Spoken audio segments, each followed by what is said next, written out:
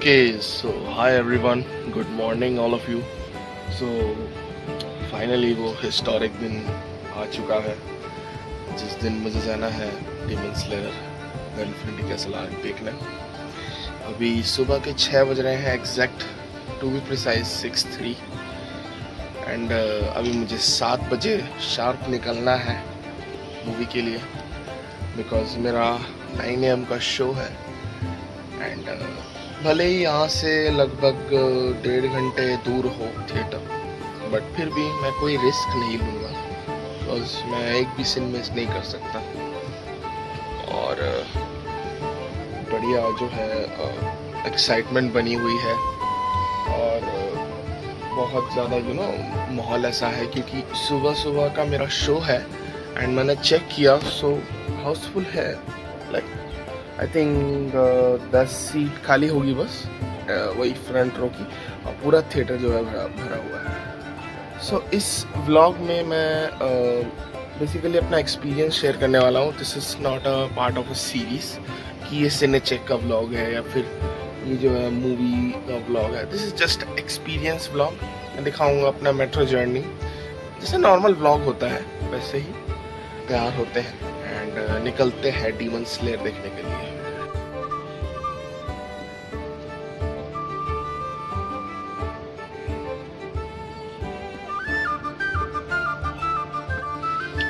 Okay everyone, सो मैं finally तैयार हो चुका हूँ and we to be precise 6:32 हो रहे हैं एंड मुझे अभी निकलना है फटाफट बिकॉज आज ट्रिप बहुत बढ़िया हो रहा है। एंड बाय द वे अभी मैंने चेक किया था तो 1 आवर और 24 मिनट्स के आसपास लगेगा उस मेट्रो स्टेशन पहुंचने में। और उस मेट्रो स्टेशन के जस्ट बगल में ही जो है मेरा मॉल है, सिनेमा है।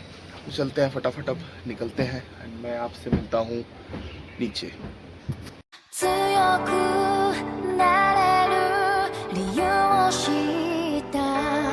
एंड अभी वो लास्ट शॉट जो मैंने लिया बालकनी में, उससे अब तक मुझे 15 मिनट लग गए। मतलब क्या ही बोलूँ मैं अपने बारे में। मतलब अभी 6:45 हो रहे हैं एंड फटाफट मैं जा रहा हूँ। Let's go.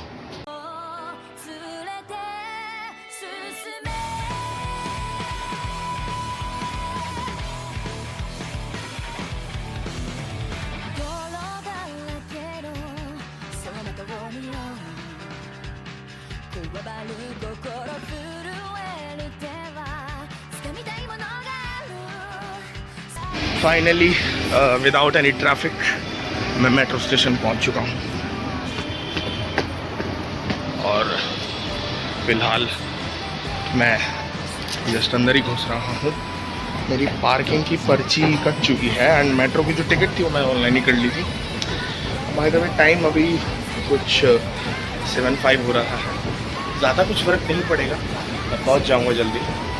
एंड अभी सुबह सुबह काफ़ी लिमिनल सी फीलिंग आ रही है। अपने इंस्टा पे देखी होगी वो रील्स, जहाँ पे लिमिनल रील्स होती है, नहीं पता तो सर्च करके देखना है। मुझे बिल्कुल वैसी ही फील आ रही है बिकॉज मेट्रो में 1 या 2 बंदे हैं और एज एन इंट्रोवर्ट बहुत ही बढ़िया फीलिंग है कि कोई भी नहीं है स्टेशन पर, कोई भीड़ भाड़ नहीं है एंड काफ़ी ओवरवेलमिंग फील हो रहा है। चलो फिर मिलते हैं सीधा मेट्रो में।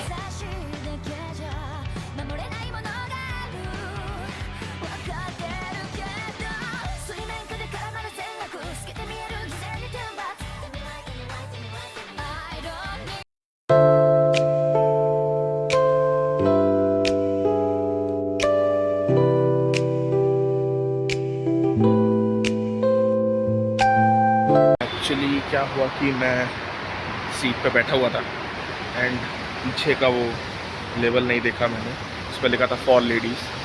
देखो ऐसा तो कुछ नहीं है, सब जहाँ जो बैठता है मेट्रो में सभी बैठते हैं, बट मेन प्रॉब्लम कोई वो नहीं, एक आई lady and she asked me for seat और 2-3 बार उन्होंने शायद मुझे बोल दिया होगा, मैं अपने हेडफोन्स में था। सो वैसे तो वो रूट नहीं हुई बट उन्होंने यही बोला कि सीट दो, लेडीज़ का सीट है। तो मैंने बिना किसी आर्ग्यू के एक बारी में ही सीट दे दी। बट फिर मैं अगले स्टेशन में उतरा इसीलिए क्योंकि फिर मैंने देखा कि एक और लेडी यही कर रही थी, बट आर्ग्यूमेंट स्टार्ट हो गई उनके बीच में कि नहीं सबका हक है बैठने का, हम दूर जाने वाले हैं, ये वो। तो मैं उतर गया उस मेट्रो से, मेरे को नहीं मतलब अच्छा नहीं लग रहा था। तो अब मैं वेट कर रहा हूँ दूसरी मेट्रो का, जो कि अभी 7 मिनट में आने वाली है इनके हिसाब से। ओके लेट्स सी कि इसमें हमें सीट मिलती है कि नहीं। एंड हाँ, उस सीट के पीछे लेडीज़ ना लिखा हो तो बेटर रहेगा। Okay so let's wait.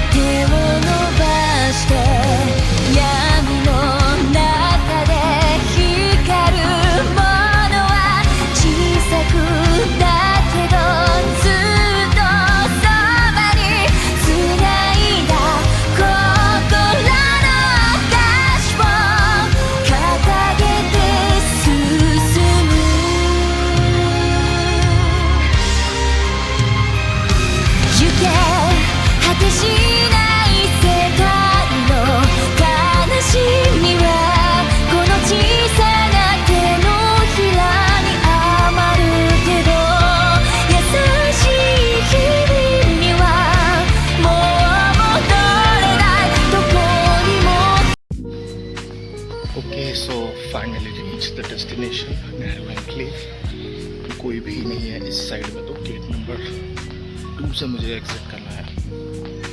अब बाकी सारे बंदे और सब जो है 1 नंबर गेट, 4 नंबर गेट और 5 नंबर गेट की तरफ चले गए।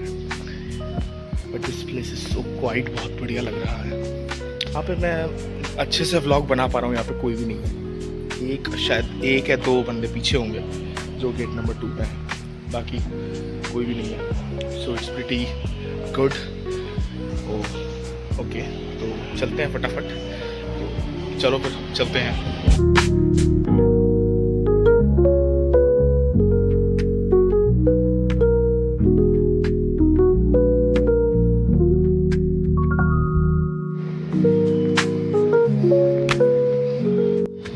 भाई लिटरली कोई भी नहीं है। वो जो 2 लोग थे वो अब आ रहे हैं, कोई भी नहीं है यहाँ पे। व्लॉगिंग इतनी मस्त हो रही है कि मैं क्या बताऊँ। बस मैं दुआ करता हूँ कि सारे ब्लॉगर्स को ऐसा एटमॉस्फेयर मिले ताकि वो ब्लॉग अच्छे से बना पाए। मिलते हैं, हम पहुँच चुके हैं। वो दिल्ली वाली वो जो खुशबू है वो आना शुरू हो गई है। ओके एस्केलेटर पे पहुँच गए, लेट्स गो।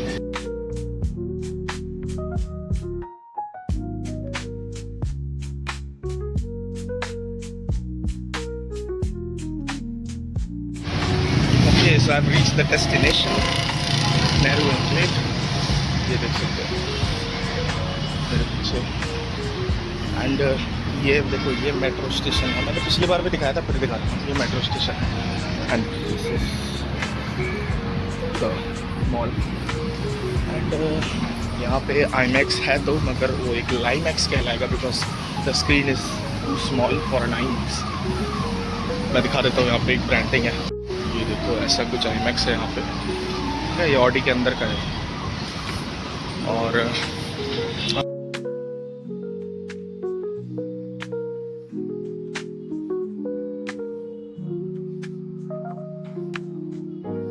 अब आई थिंक मुझे चले जाना चाहिए अंदर। ऑडी में बैठते हैं and let's go.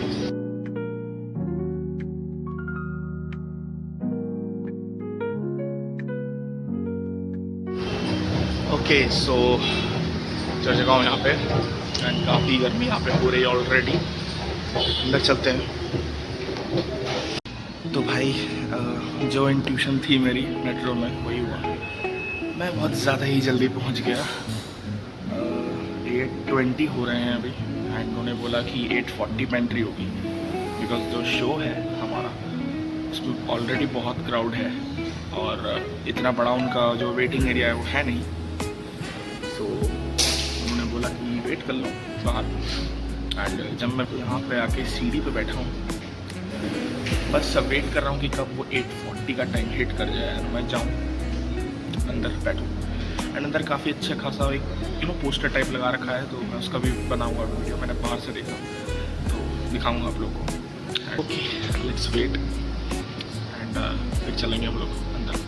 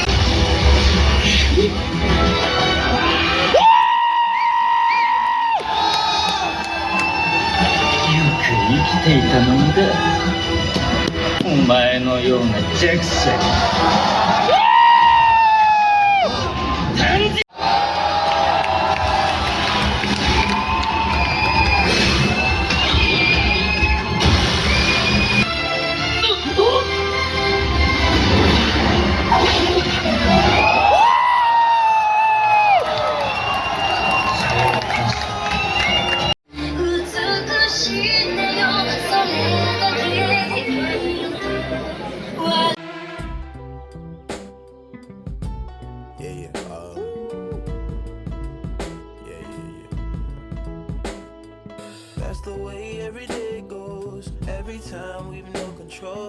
If the sky is pink and white, if the ground is black and yellow, it's the same way you showed me. Nod my head, don't close my eyes. Halfway on a slow move. It's the same way you showed me.